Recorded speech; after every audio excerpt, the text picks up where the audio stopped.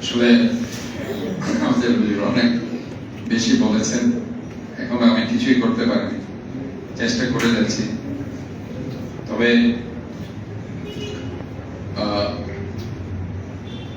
আপনাদের সহযোগিতা সবসময় দরকার।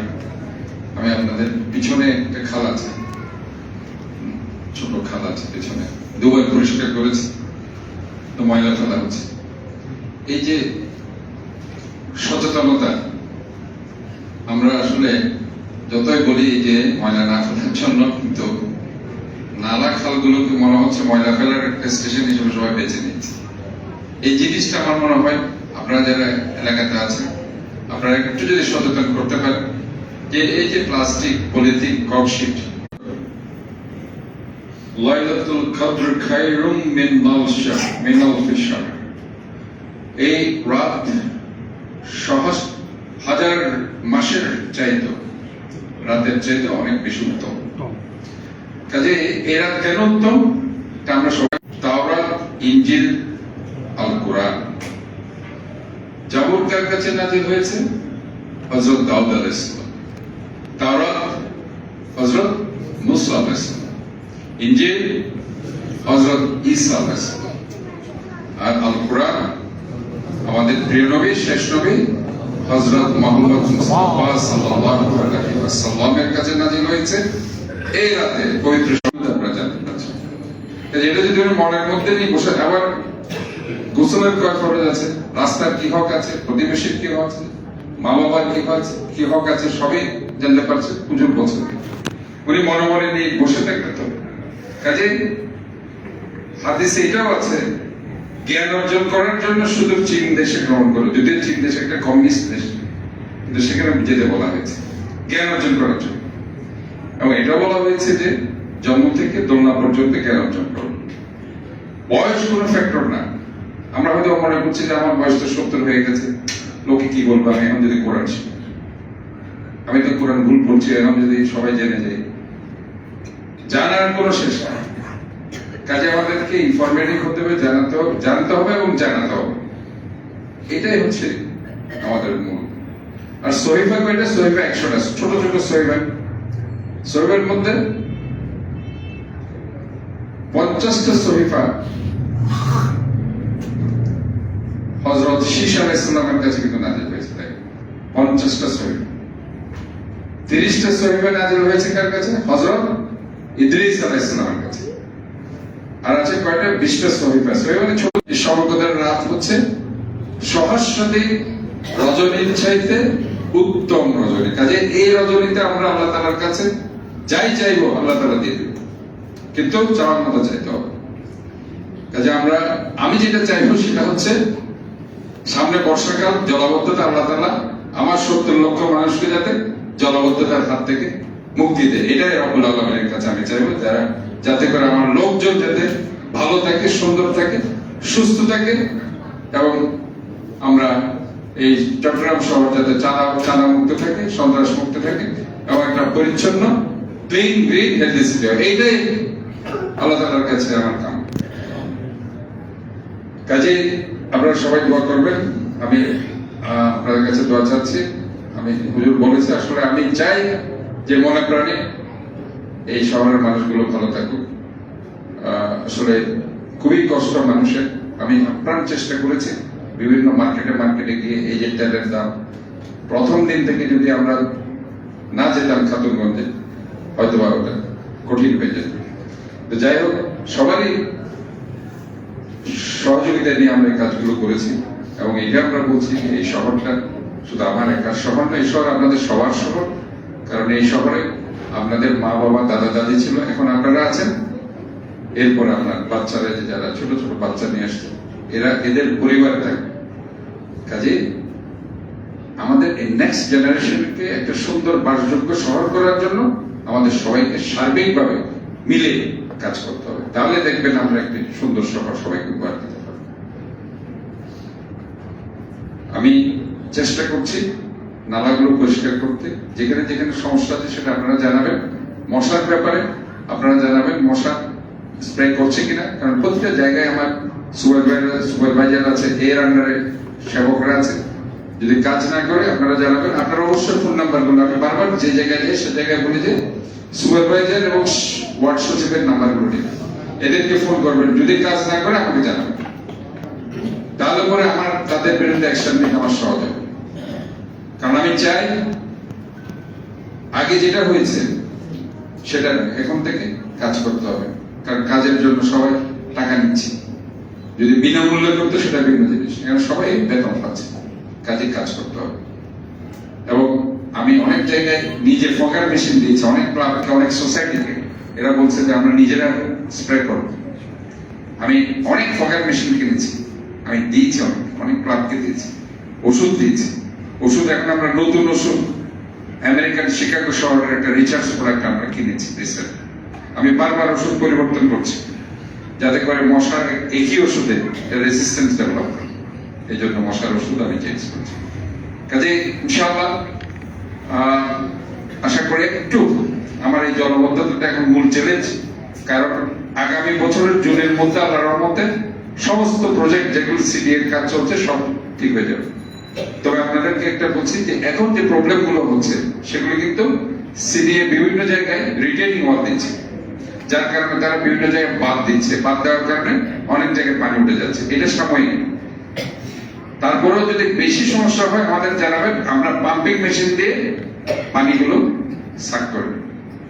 এটা আপনারা মনে করবেন না যে এটা সিটি কর্পোরেশনের সমস্যা, এটা সিডিএ রিটেনিং ওয়াল দেওয়ার জন্য, এবং ওগুলো তারা পরিষ্কার করছে, ওয়াল দিচ্ছে।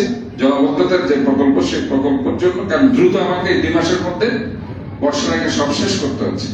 এই জন্য এই কাজগুলো করার কারণে কিন্তু বিভিন্ন জায়গায় আপনারা হয়তো দেখছেন যে অনেক সময় এখানেও পানি উঠে গেছিল মাঝখানে, এখন আছে পানি জমে। এগুলো ওই কারণে, এটা হচ্ছে আবেদন কলোনির এখানে এরা বাদ দিছে, কাজ করছে, আবার দেখবেন ওই নাসিরাবাদ মেরি সুপার মার্কেটের সামনে মাঝে মধ্যে পানি উঠছে বারকোটের সামনে, সেটা ওই সাইডে বাদ দিচ্ছে। সেটা হচ্ছে বাকুলিয়াতে, যেমন আমার পশ্চিম বাকুলিয়া এলাকায় আপনার কালাম কলোনির সামনে নদীর সড়কে উঠে গেছে, সেটা হচ্ছে ওই ইসেক্টের পোলের ওখানে তারা কাজ করতেছে, বাদ দিচ্ছে ওই জায়গায়। এইগুলো হচ্ছে টেম্পোরারি, এগুলো নিয়ে আপনারা চিন্তা করবেন। ইনশাআল্লাহ কাজ যখন রিটেনিং ওয়াল কমপ্লিট হয়ে যাবে ইনশাআল্লাহ সেটা শেষ হয়ে যাবে। কাজে আমার মনে হয় আপনারা তারপরও যদি মনে করেন আপনাদের ভোগান্তি হচ্ছে আমাদেরকে জানাবেন। আমি এর মধ্যে অনেক পাম্পিং মেশিন ভাড়া নিয়েছি, কিনেছিও শুধু এগুলির জন্য। ইনশাআল্লাহ আপনারা জানাবেন, আমি চেষ্টা করবো যতদূর পারা যায় করতে। যাই হোক, সময় অনেক হয়েছে, আপনারা অনেকক্ষণ ধরে অপেক্ষা করছেন। মহান রব্বুল আলামিনের কাছে আপনারা মন খুলে দোয়া করবেন।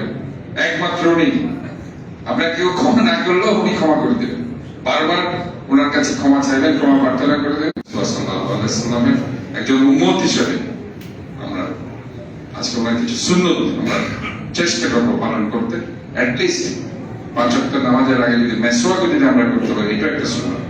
এই সময় যদি একটা সুন্নত ধরে রাখা যায়, এইটা দিয়ে আপনি হয়তো জান্নাতে চলে যেতে পারবেন ইনশাআল্লাহ। আসসালামু আলাইকুম ওয়া রাহমাতুল্লাহি ওয়া বারাকাতুহু। আপনারা সবাই ভালো থাকুন, সুস্থ থাকুন। ধন্যবাদ।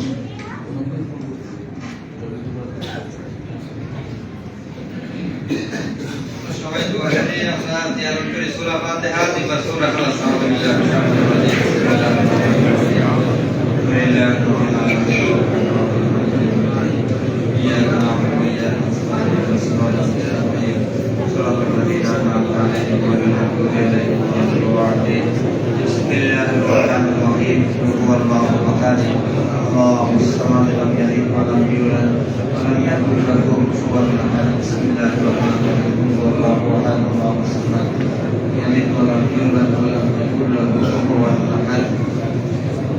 আমরা সবাই আল্লাহর কাছে দোয়া করি আমাদের মুরব্বীরা যারা দুনিয়া থেকে চলে গেছেন, আমাদের মরহুম হাজী ফজল আহমদ, হাজী উসমান, মরহুম আবুল কালাম, মরহুম আশরাফ সাহেব, আমাদের মরহুম সৈয়দ সানোয়ার শানু ভাই, মরহুম আনাস মাহমুদুল্লাহ, মরহুম এডভোকেট মনজুর মাহমুদ খান, আমাদের হাজী সুলতান সাহেব সহ যারা মুরব্বীরা আছেন, সকলের খায়াত আল্লাহ তাআলার কাছে দোয়া করি ইনশাআল্লাহ বিশেষ করে আমাদের আজকের প্রধান অতিথি আমাদের মিয়ান ডাক্তার শাহাদাত ভাইয়ের সুস্বাস্থ্য কামনা করে আমরা মন থেকে দোয়া করি আল্লাহুম্মা আমিন।